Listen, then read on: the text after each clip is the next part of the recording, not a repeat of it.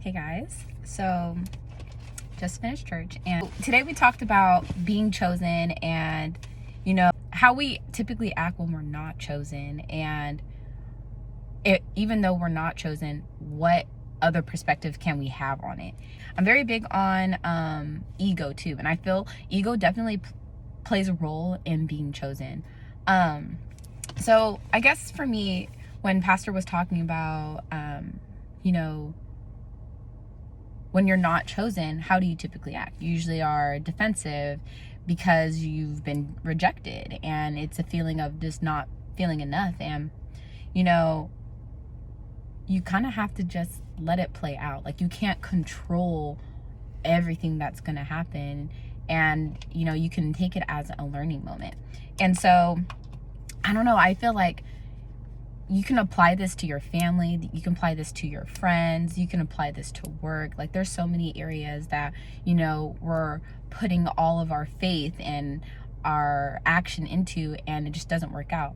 But that's okay. Sometimes it's just not your time, and you have to go through these stages of not even struggle, right? But just go through these phases where things just don't work out because you're working towards something that is going to eventually open the door, and the writing's just going to be on the wall for you.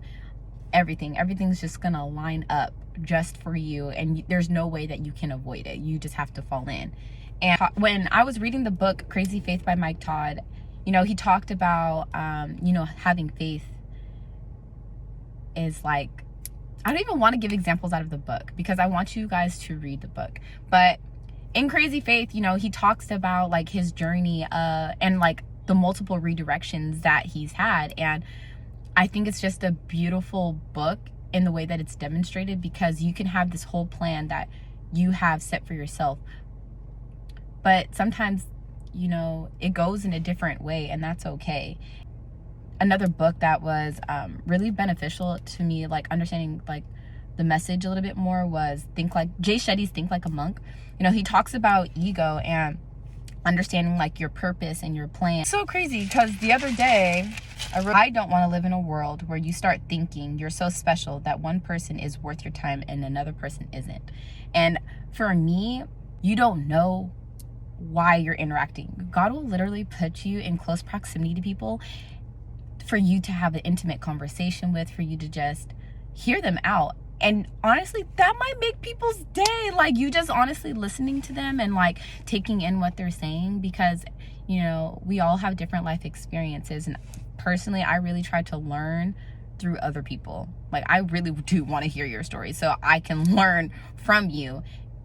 So I guess for me, I'm also bringing that up because ego plays a big part in that. And your ego craves recognition and acknowledgement and praise, and because you're not getting that, it's so easy to just be filled with anger because you're not chosen. And I'm just gonna say it, I know you may get to that point, but whatever continue to feed into is gonna win, and that's a choice that you have to be self-aware with. And I really am learning that part about how, if you are self-aware, how you